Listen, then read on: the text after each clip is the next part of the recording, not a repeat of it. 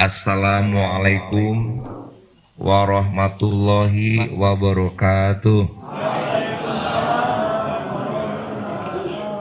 Alhamdulillah wassalatu wassalamu ala asrofil anbiya mursalin wa ala alihi wa sahbihi ajma'in, amma ba'du. Barakallahu lakuma wa baraka alaikuma wa jama'a bainakuma fi khairin, amin. Yang kita hormati Bapak Jamirus, Ibu Nur Hasna dan keluarga besar beliau. Dan yang kita hormati keluarga dari almarhum Bapak Tukwiran dan almarhum Ibu Siti Marum.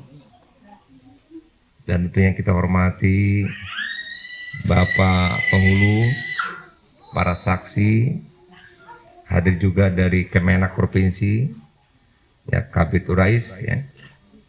Kemudian tokoh-tokoh masyarakat, nenek mama, alim ulama, jadi pandai, Gunung Kanduang, dan tamu-tamu dari Padang. Dan tentunya kita hormati, kita banggakan, kita sapa adalah tuan rumah yang hadir pada kesempatan ini. Kalau gempa tidur di kemah, jangan bosan cari perlindungan. Kami sapa tuan rumah, juga besan dan tamu undangan. Dan tentu tidak bisa kita sapa semua yang hadir pada kesempatan ini. Burung merpati terbang berdua, burung dara hinggap di bahu. Niat hati menyapa semua, apalah daya nama pun tak tahu. Buah delima di dalam kambut, buah markisa jatuh sendiri. Tidak semua nama kami sebut, maaf diminta 10 jari. Banyak gubuk di pantai Sunur, di jalannya batu pecah-pecah. Sesibuk-sibuknya jadi gubernur, tetap ada waktu jadi penasihat nikah. Jadi saya ini sudah spesialis penasihat nikah.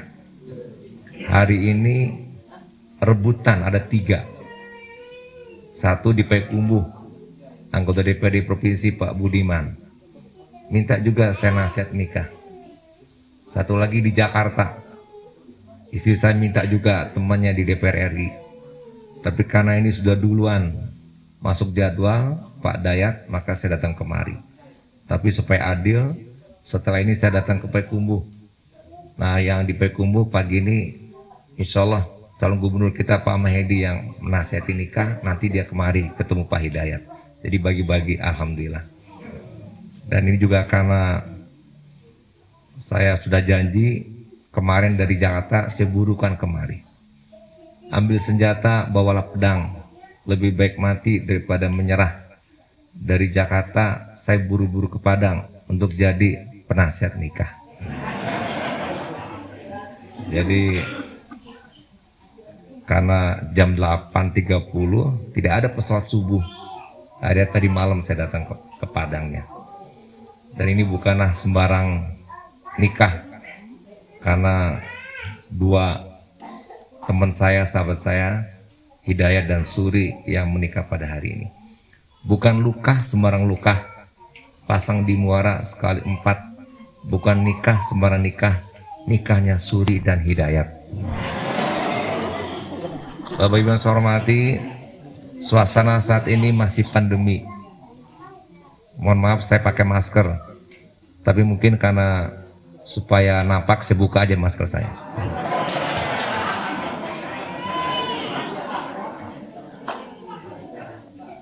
Tapi alhamdulillah semoga acara nikah dan pestanya sukses berjalan walaupun di masa pandemi.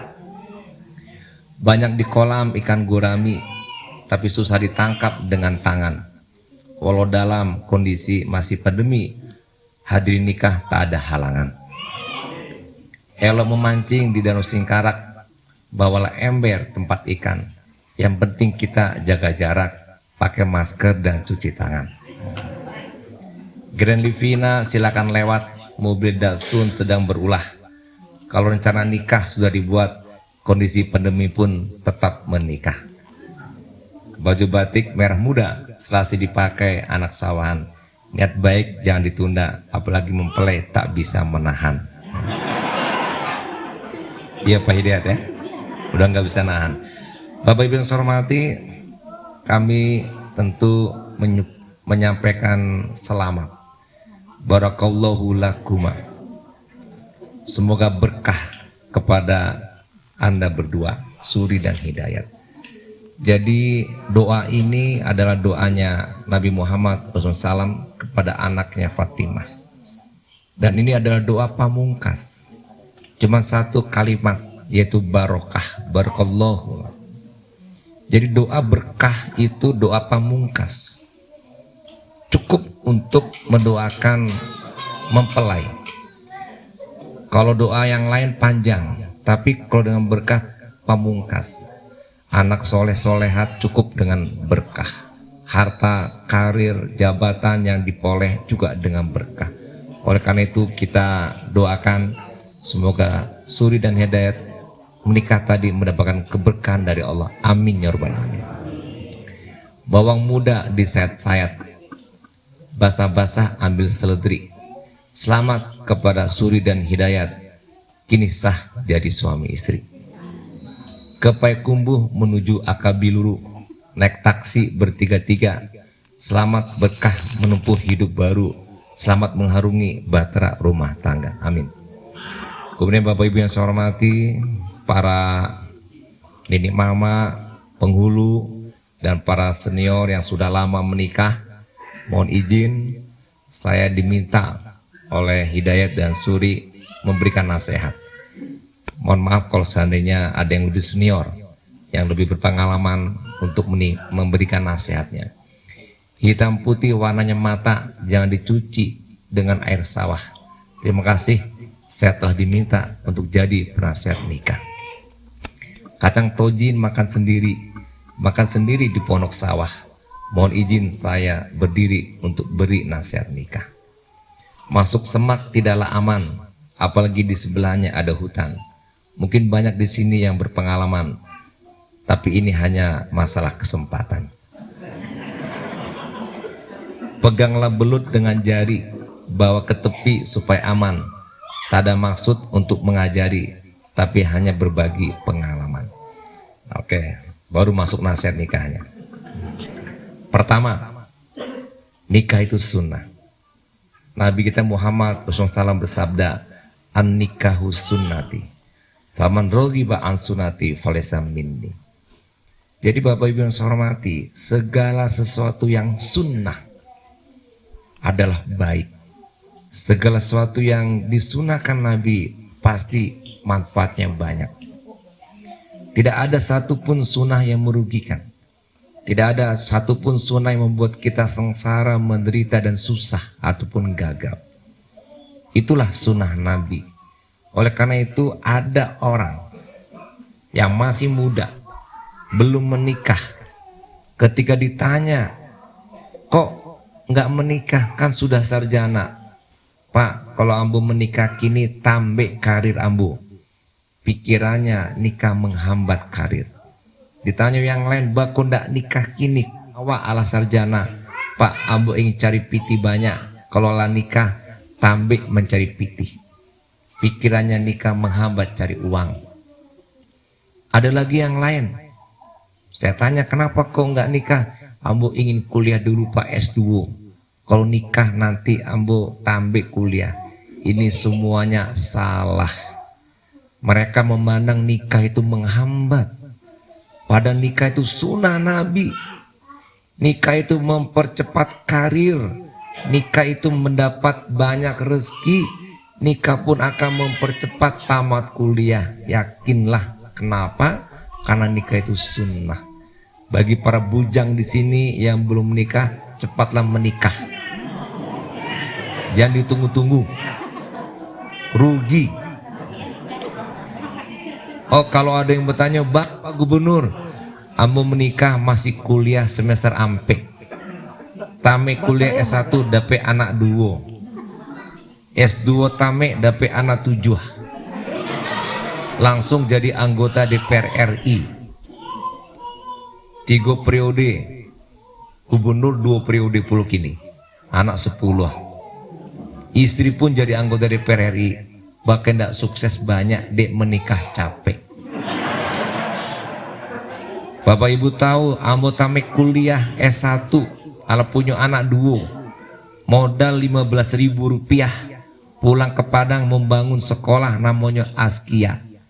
Kini Askia asetnya ratusan miliar, dari PT 15.000 rupiah. Itu contoh nikah capek banyak kebaikan.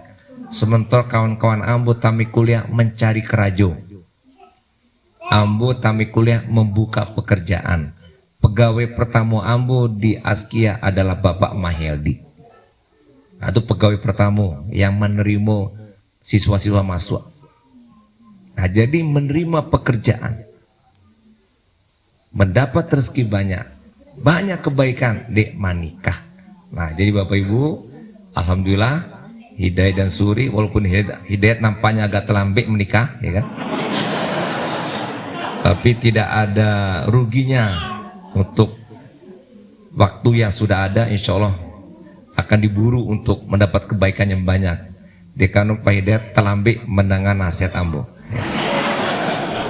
Kalau ada dulu, ini Pak capek pasti itu. Ya. Betul Bapak Ibu, karena nikah itu sunnah Nabi. Itu prinsipnya.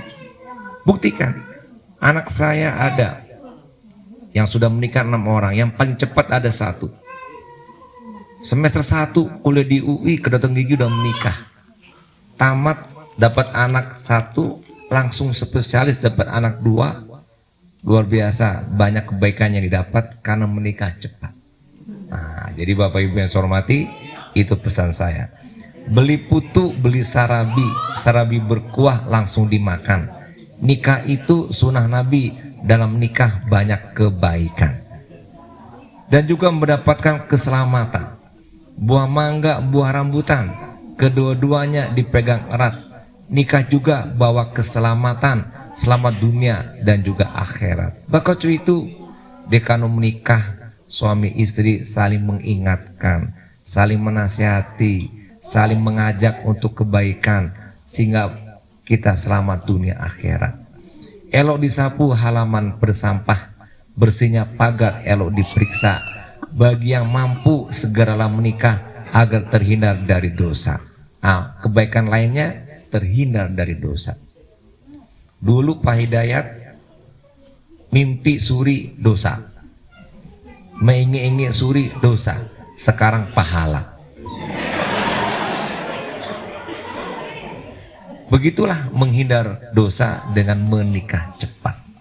Dan juga memperbanyak rezeki dengan menikah. Dulu Hidayat berdoa minta kepada Allah agar rezeki banyak cuman sendirian. Sekarang yang berdoa 2 orang. Dulu rezekinya Suri untuk Suri, rezekinya Hidayat, sekarang rezekinya sudah berdua.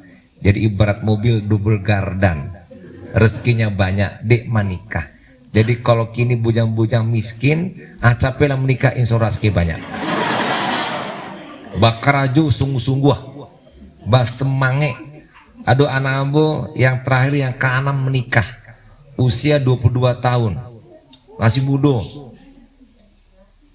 Waktu sebelum menikah jago, sudah subuh lalu lihat, malam pulang malam, macam-macam. Apa kegiatannya tidak beratur, tidak teratur. Setelah menikah tertib, teratur, terencana, sungguh-sungguh yang nyok rajon sadonyo. Dan nampak rasa kinyo semakin banyak dibandingnya masih bujangan. Nah, jadi para bujangan, kalau kamu cari rezeki banyak, menikah capek. Berikutnya pesan yang kedua, Rasulullah bersabda, "Iza tazawaja al-abdu faqad kamala nisfuddin." Ketika hamba Allah menikah, lengkaplah agamanya. Nah, tadi nikah kebaikan, sekarang nikah pun melengkapkan agama kita.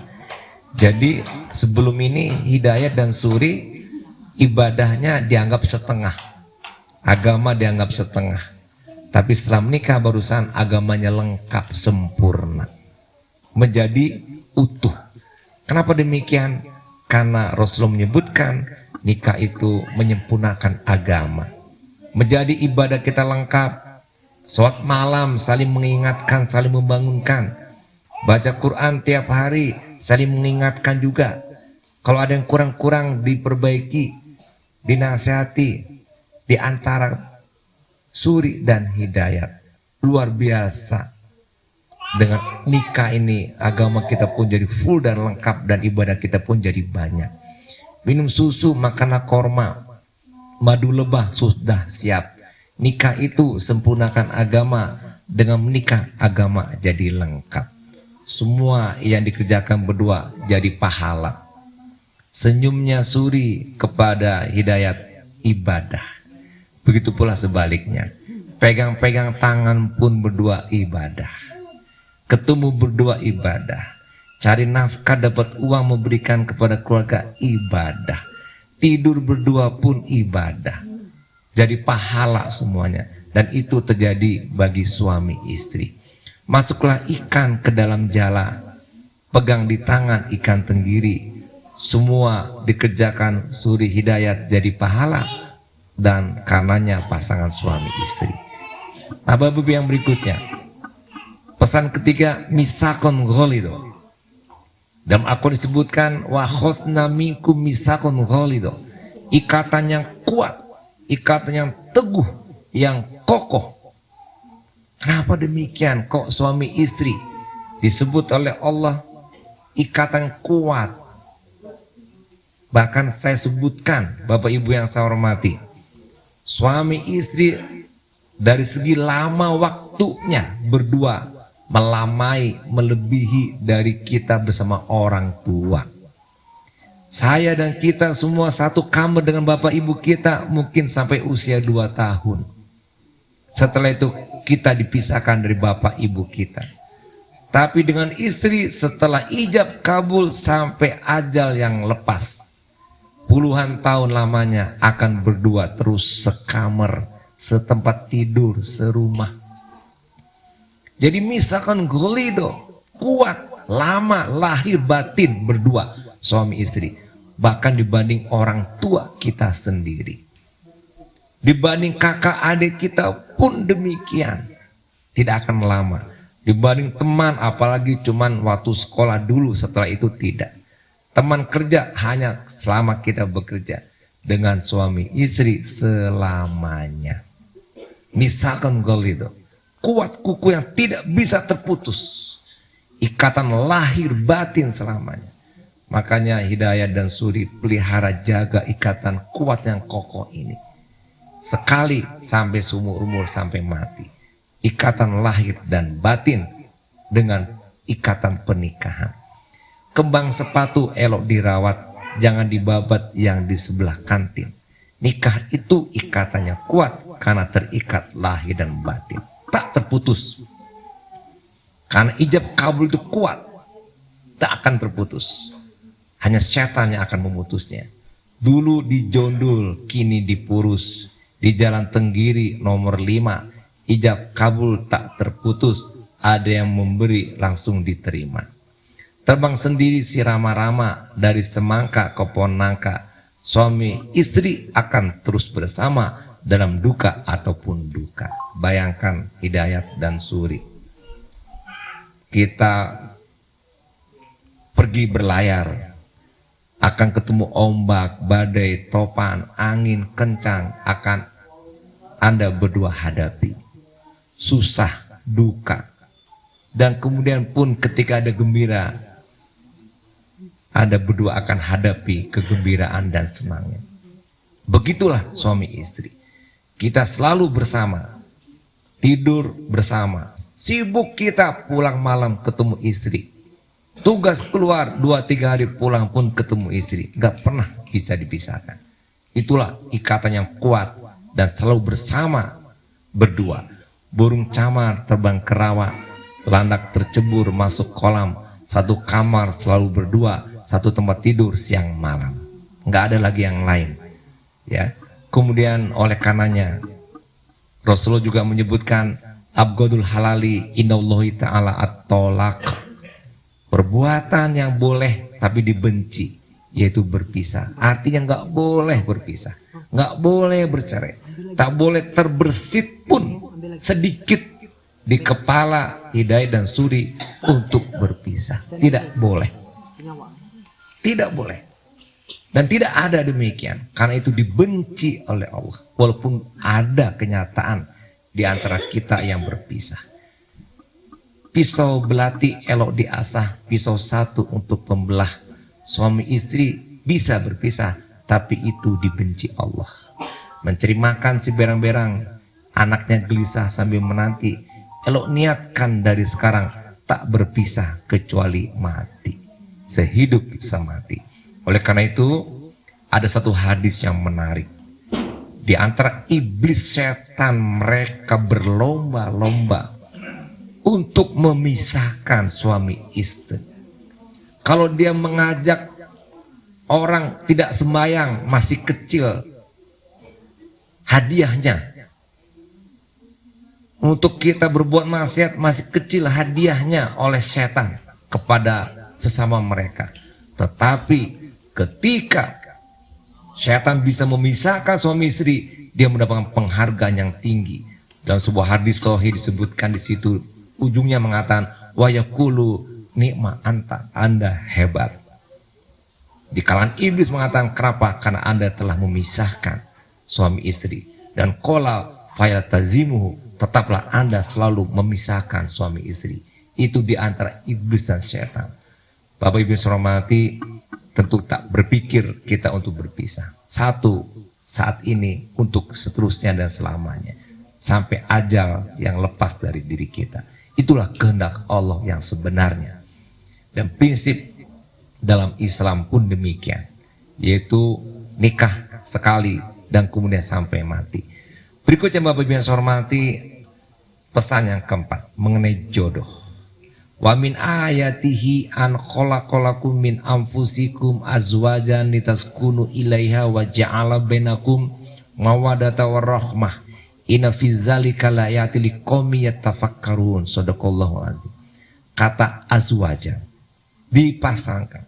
Wa khalaqu minha zaujaha, dan dia Allah ciptakan kita pun berpasangan. Kenapa kok Suri dipasangkan dengan Hidayat? Kok kenapa tidak dengan laki lain? Hidayat pun kok kenapa tidak dengan perempuan lain? Perempuan banyak yang dikenal sejak SD, SMP, SMA, kuliah dan kerja. Itulah rahasia Allah. Allah yang menentukan sehingga masuk ke ijab kabul, takdir Allah, kehendak Allah, ketentuan Allah. Itulah yang Allah pasangkan. Suri dan Hidayat menjadi suami istri. Tali sepatu hilang sebelah dekat sampah di pinggir kali. Jodoh itu kehendak Allah. Jangan pernah pula menyesali. Jadi Hidayat, jangan kemudian nanti malam, besok, lusa, minggu depan ada ungkapan menyesal.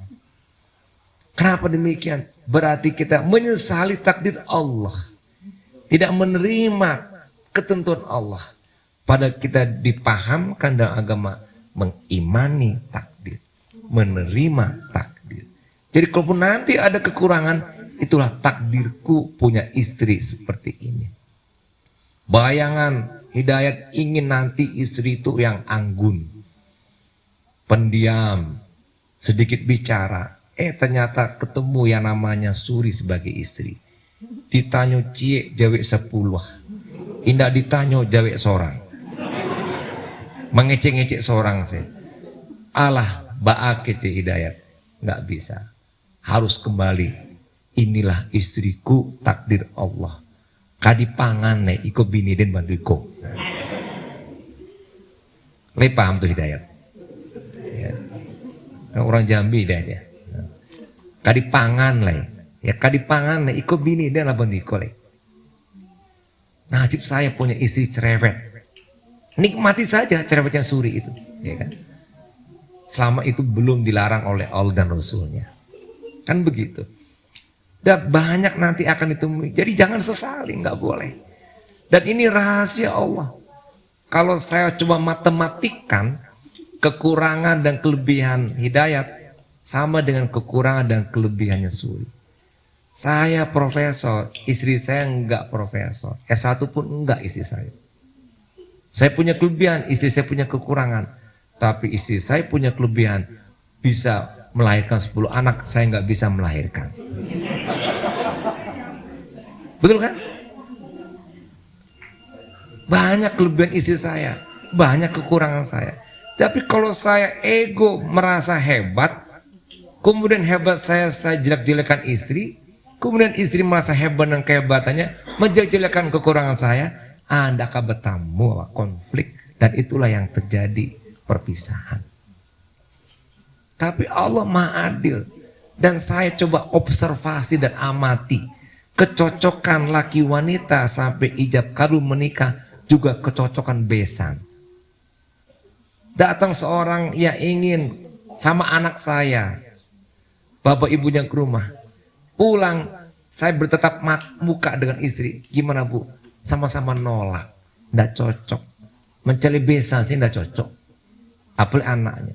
Tapi ketika cocok calon besan, cocok pula anaknya. Jadi sekufu kata ulama. Mukminin, mukminat, konitin, konitat. Jadi menikah itu sekufu. Rahasia Allah jadinya itu karena sekufu, dan Allah lah yang menjodohkan. Jodoh itu azwajan, dipasangkan, dicocokkan. Allah saja mencocokkan kita jadi suami istri. Kok ketika awal jadi suami istri mengatakan tidak cocok? Berarti ungkapan kata tidak cocok nafsu. Jadi kalau nanti Hidayat, wah tidak cocok ambo Suri, sudah, itu berarti nafsu. Allah saja mencocokkan, kok kita ngomong nggak cocok. Kenapa? Karena Allah yang mencocokkan. Lebih kurang manusia. Oh ambo aduh, kata Hidayat, itu cewek lain, akhwat lain lebih bagus. Nah kan begitu. Terbayang pula Suri ada ikhwan lebih bagus. Kalaupun jadi tetap juga akan ditemui kekurangan-kekurangan. Pasti manusia itu nggak ada yang lengkap sempurna. Oleh karena itu terimalah kenyataan, ini jodoh dari Allah. Dan pastilah sesuai, karena ini pilihan dari Allah. Hati-hati membaca ayat panjang pendek, elok perhatikan. Ada kesesuaian Suri dan Hidayat, maka keduanya kini dipertemukan. Main halma, janganlah curang, keponakan sendiri berbuat ulah. Elok diterima pasangan sekarang, karena ini semua ketentuan Allah. Gunung Tuleh di Pasaman, Gunung Pasaman di sebelah. Kita boleh mencari pasangan, tapi semuanya ditentukan Allah. Nah itulah jodoh, terimalah apa adanya. Suri dan Hidayat itu adalah milikku, dan itu ditakdirkan oleh Allah untukku. Begitulah bunyinya. Kalau mau lengkap silakan nanti dengarkan lagu Kau Istriku, lagu ciptaan Irwan Prayitno yang diperuntukkan kepada istrinya. Nah, biasanya saya kasih hadiah juga, atau mungkin habis kasetnya gitu. Atau bisa di Google, di YouTube juga bisa ya. Oke, berikutnya tentang bahagia. Ada Bapak Ibu, katanya bahagia dengan uang. Katanya orang bahagia dengan harta, tahta, jabatan, karir. Coba Bapak Ibu, kita nih yang sudah berusia dalam hidup nih 20 tahun, 30 tahun, 40 tahun, 50 tahun, 60 tahun. Coba saya tanya, di mana sih bahagia itu? Ada bilang jabatan buat bahagia. Mungkin Bapak Ibu yang hadir di sini, siapa yang paling tinggi jabatan di sini? Pak Kabid. Pak Kabid itu berapa esom berapa tuh Pak Kabid? Nah, Pak Camat. Enggak ada Pak Camat. Kepala Jorong. Oke. Berarti yang paling tinggi gubernur. Nah, sekarang tanya ke Pak Gubernur, Pak Gubernur, bahagia Pak Gubernur jadi gubernur? Saya jawab, tidak. Kenapa? Beban, amanat banyak, nggak bisa tidur siang malam, apalagi sekarang nih ada COVID nih, nggak bisa tidur. Mendengar ada yang meninggal aja dan sebagainya, ada rasa bersalah dan tanggung jawab besar. Di mana bahagianya?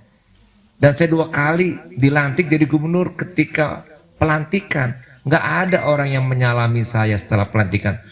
Pak Irwan selamat jadi gubernur, semoga bahagia, nggak ada. Apalagi semoga sakinah mawaddah warahmah, nggak ada. Pak Irwan selamat jadi gubernur, Ya, semoga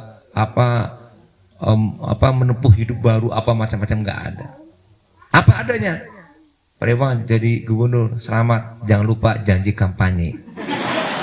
Pak Iwan selamat jadi gubernur, jangan lupa ke kampung dan datangi kami. Pak Iwan selamat jadi gubernur, hati-hati ada KPK. Begitu semuanya yang diucapkan. Dan kenyataannya setelah saya jadi gubernur pun tidak bahagia. Oke, ada orang yang bahagia karena karena gelar. Di sini gelar yang paling panjang siapa di sini? Saya juga. Udah profesor, doktor, masternya 2 kali lagi. Bahagia kah Pak Irwan dapat gelar banyak? Biasa aja. Gak ada bahagianya. Bersyukur alhamdulillah. Kapan bahagianya? Sehari saja ketika wisuda pakai baju toga. Ya kan? Bapak-bapak yang udah sarjana kan ketika wisuda bahagia pakai baju toga. Tapi cuma sehari pakai baju toga. Kalau besoknya lagi udah nggak wisuda pakai baju toga, itu pai kagadui belok kiri kalau di Padang. Itu Bapak Ibu, kagadui belok kiri itu. Ada siku belok kanan. Ada siku belok kanan. Jadi Bapak Ibu cuma sehari bahagia. Terus ada lagi yang bertanya, harta. Saya dulu punya sepeda waktu SMP, bahagianya punya sepeda. Setelah itu sebulan udah nggak bahagia. Kita punya mobil bahagia cuma sebulan, setelah itu biasa saja. Kita punya uang bahagia, ketika ada uang habis kita nggak bahagia lagi. Betul Bapak Ibu? Nah sekarang kalau gitu yang mana Pak bahagia? Dalam hidup ini kata Rasulullah, baiti jannati, keluargaku surgaku. Jadi bahagia itu ada di keluarga, bukan di harta, bukan di jabatan, bukan di gelar, bukan di mana, di keluarga. Makanya Rasulullah mengumpamakan bahagia itu dengan surga ada di keluarga. Jadi Hidayat dan Suri jangan cari ke mama. Di rumah ala ado bahagia itu. Dan bahagianya keluarga itu tidak ada bosan-bosannya. Kalau kita bahagia dengan sepeda, sebentar bosan ganti motor. Bahagia sebentar dengan motor, bosan ganti mobil, begitu bosan. Kalau dengan keluarga enggak perlu ganti-ganti istri, cukup satu. Coba Bapak Ibu saya tanya nih yang sudah menikah 20 tahun, 30 tahun, bosan enggak dengan istri?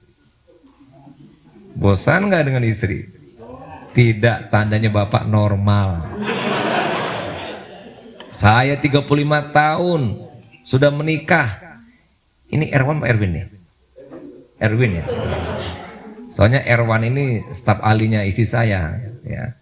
Nah itu tahu lah gimana. Nggak bosan-bosan saya dengan istri. Udah 35 tahun. Kalau mau dipakai, itu rahasia pribadi.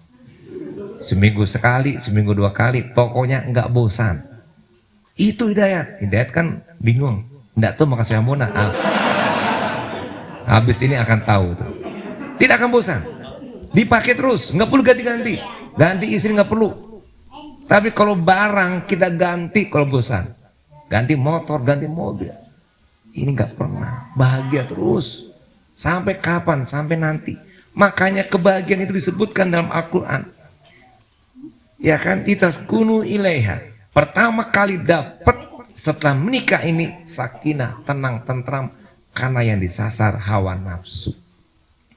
Tersalurkan hawa nafsu, tersalurkan kebutuhan biologis, tenang. Coba kalau nggak tersalurkan, pusing, nggak tenang, nggak tentram. Kenapa? Nggak tersalurkan. Setelah menikah, tersalurkan, tenang, tentram, sukun, sakana, betah di rumah bersama berdua. Itu bahagia dalam berkeluarga. Pertama, ketenangan, ketentraman, karena nafsunya tersalurkan. Makanya kalau udah mampu untuk menikah, belum menikah, itu disuruh puasa, kata Nabi, untuk menenangkan. Tapi kalau sudah menikah, cukup disalurkan sakinah. Berikutnya nggak cukup. Kalau nanti sekarang ini Hidayat dan Suri karena cantiknya Suri. Suri suka dengan Hidayat karena gantengnya, fisiknya. Langsing badannya seperti ini. Tapi 2 tahun 3 tahun ke depan muncul kemajuan, muncul kesuburan, ya. Ya Surya, punya anak 1-2 berkembang nanti. Tapi jangan takut Suri, hidayah tetap akan mencintai. Kenapa? Allah siapkan setelah sakinah yang orientasinya kepada biologis, tapi karena fisiknya sudah mulai mengembang tadi, tapi akan muncul cinta dan bahagia berikutnya. Wa ja'ala bainakum mawaddata warahmah. Ada mawadah warahmah. Jadi nanti sampai tua renta, suami istri, suami sudah pakai kursi roda, istri sudah pakai tongkat berjalan, tetap bahagia. Diberi namanya rahmat, sakinah pada usia baru menikah. Kemudian cinta kasih dengan adanya mawadah, hubungan berdua yang baik, muncul sampai tua pun rahmat. Kebahagiaan dalam keluarga sampai mati nggak ada bosan-bosannya. Oleh karena itu, Hidayah dan Suri, jagalah keluarga ini. Jadikan nomor 1, prioritas utama. Jangan yang lain nomor 1. Saya gubernur paling sibuk, tapi ngurusin anak nomor 1. Tanya ke saya, anak saya, cucu saya apa yang hari ini dikerjakan tahu. Minta uang, lagi rapat pun saya kirim. Minta ini itu saya bantu, selesaiin masalahnya. Walaupun jadi gubernur, tetap nomor 1 keluarga. Kenapa? Kalau gubernur bisa di outsourcing kepada orang, bisa diwakilkan. Nih ya Pak Kabid, ada acara MTQ Solo, saya outsourcingkan. Kabid sosial Pak Saiful gantiin saya. Ini ada gantiin saya. Tapi ketika urusan anak nggak bisa di outsourcing ke orang, nggak bisa digantikan kepada orang lain. Tanggung jawab orang tua, amanah orang tua. Tapi di situ pula letak kebahagiaan orang tua, dan di situ pula letak jaminan kita masuk surga karena anak soleh solehat jadi amal jariah kita. Nah oleh karena itu ada pada keluarga kebahagiaan itu, ya, bukan kepada yang lainnya. Beli sepatu di pasar raya, dicoba-coba sepatu bata, nikah itu buat kita bahagia lebih dari harta pangkat dan tahta. Jalan beliku di lubuk paraku, hutan di kiri di kanan rawa. Tentu rumahku adalah surgaku, tempat istri, anak dan orang tua. Murai batu di pohon cemara, terbang rendah dekat rumah. Nikah itu untuk meraih samara, sakinah mawadah warohmah. Buah pepaya, buah rambutan, batang sagu tumbuh sendiri. Tak ada bahagia karena jabatan. Bahagia itu bila dekat istri. Nah, ya, dan juga dekat suami tentunya. Jadi kebahagiaan itu ada pada keluarga. Jaga keluarga. Jangan nanti siku tabang siku lape. Makasih siku tabang siku lape. Awak anggap karajo ko, harta ko, karir ko, gelar ko bahagia. Awak kaja tuh di rumah tak tinggal. Yang di kaja ndak dape, yang di rumah lape. Jadi gimana caranya? Yang di rumah kita mantapkan kebahagiaan kita dapat, di luar pun kita dapat dua-duanya. Itulah kebahagiaan dalam keluarga. Dan kata-kata wa ja'ala bainakum mawaddata warahmah itu dalam bahasa Arab itu kalimat fi'il mudhari, yaitu kata kerja yang berkelanjutan, berketerusan. Jadi memang Allah telah siapkan kebahagiaan keluarga itu berkelanjutan, tidak ada jeda, tidak ada cuti, tidak ada berhenti, tidak ada bosan. Itulah kebahagiaan dalam keluarga. Dan itulah keluarga yang harus dijaga dan dijadikan prioritas pertama dari semuanya. Jangan di outsourcing, nggak boleh, rugi nanti menyesal. Ada senior saya seorang gubernur. Ketika awal 2010 saya jadi gubernur, dia datang pada saat pelantikan. Kemudian dia menasihati saya. Ananda Irwan, Anda jadi gubernur, jangan lupa keluarga. Saya menyesal. Saya sibuk dengan pekerjaan. Setelah saya tidak lagi bekerja, anak-anak keluarga tidak dekat dengan saya. Apalagi setelah meninggal ibu, semakin jauh lagi pada saya. Menyesal. Tentu ini tidak mungkin kita ulangi oleh kita di sini. Jangan sampai kita lupa. Sibuk boleh, kerja sebagainya. Keluarga nomor 1. Berikutnya, Hidayat Suri pasti punya karakter yang berbeda, punya kebiasaan berbeda, punya perilaku yang berbeda, punya kepribadian yang beda. Wajar. Anda berdua dari keluarga yang beda. lingkungannya beda, akhirnya karakter beda. Satu keluarga saya punya anak 10, karakternya pun beda-beda. Nah sekarang beda-beda itu ada satu rumah, satu tempat tidur, satu kamar. Beda pasti karakternya. Kalau saling ego-egoan, bentrok. Saling menang-menangan, bentrok. Saling merasa betul karena karakternya, bentrok. Maka dari itu kata kuncinya, selama karakter tadi tidak menyalahi agama, tadi yang cerewet, tadi yang pendiam, nah kan nggak menyalahi agama, terima saja. Termasuk juga ada hobi, misalnya ternyata Hidayat ini hobinya nonton bola. Boleh nggak Pak ini? Masih boleh kan? Nah, boleh. Nontonnya jam 2 dini hari. Hobi betul nih Pak Hidayatnya. Gol. Nah, istrinya Suri marah-marah. Udah kalau nggak tahu dini hari orang lalok sadonya heboh soal segala macam. Baca teori pasti itu. Karena itu sudah hobinya dan tidak bisa dilarang. Karena itu pun belum ada larangan dari agama nonton bola nggak boleh. Bagaimana Suri? Saling mengerti, saling pahami. Ikolah laki den ku suka nonton bola. Bagaimana caranya? Dah jam berapa ke malam bola jam 2. Nanti Suri kawani. Wah sana. Nanti Suri akan buian kopi jo pisang goreng.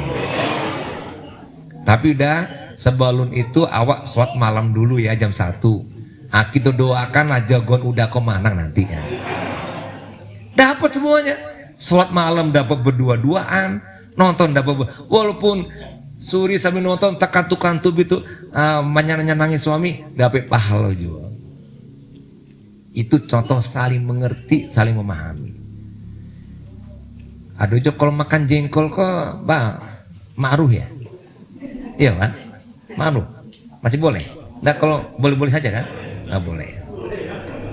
Nah, jadi begitu ya kalau awak tidak suka jengkol, suami suka. Bapak sepasulah membuat manyangan-nyanangan hati suami.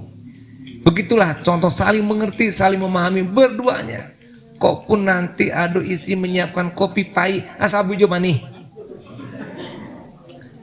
Ya istri pun mungkin kurang bagus danannya, sebut juga cantik. Nggak ada salahnya cari pahala, membahagiakan istri dapat pahala banyak.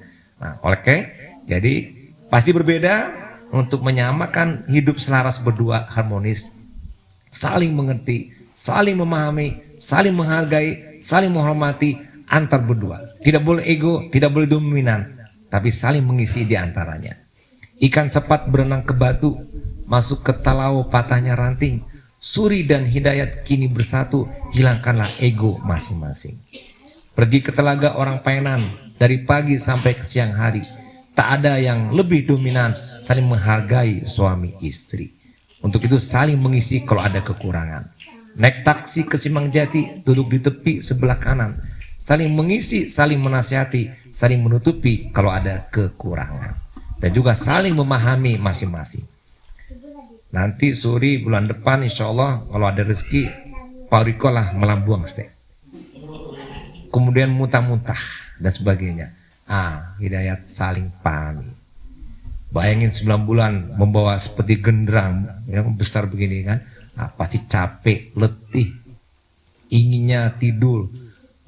Jangan-jangan minta pagi-pagi dini hari minta rujak. Dia perlu di alam panjang gak ada rujak jam 2 pagi kan ada dong. Macam-macam nanti itu minta itu, saling pahami. Dan begitu pula sebaliknya nanti. Agar badan menjadi langsing, elok usahakan untuk olahraga. Pahamilah perbedaan masing-masing, jangan paksakan kehendak kita. Insya Allah rahasia kata kuncinya saling mengerti. Kawan saya ada 3 orang yang bercerai, tamat alumni SMA. Kici nyonde pagub talambe nasihat pagub kambo, ambo lah cari. Coba kalau ambo menangan nasihat pagub kok saling mengerti, ambo ndak bisa. Jadi bentrok terus karena dia tidak ingin mencoba saling mengerti suami istri. Bisa. Nah, mudah-mudahan ini sebagai kata kunci. Berikutnya ibadah. Waja'ala bainakum, dialah Allah yang jadikan, berarti ada peranan Allah yang membuat keluarga kita sukses, selamat dunia akhirat dan bahagia. Dan kemudian semua persoalan hidup nanti akan ditangani berdua. Oleh karena itu, kenapa saya sebutkan ibadah? Ibadah solusi, ibadah jalan keluar terhadap semua persoalan kehidupan kita. Ibadah soal ekonomi, dengan ibadah tenang menjalani. Soal anak, dengan ibadah tenang menjalani mendidik anak. Soal kerja, soal segala macam, dengan ibadah selesai semuanya. Allah permudah. Wa may yattaqillaha yaj'alahu min amrihi yusra. Takwa itu kaitan dengan orang yang banyak ibadah akan diberikan ketakwaan, diberikan kemudahan segala urusan. Wa may yattaqillaha yaj'alahu makhraja, diberikan jalan keluar. Wah, luar biasa. Ibadah. Sholat malam jangan lupa. Habis subuh sebelum berangkat nanti sholat duha.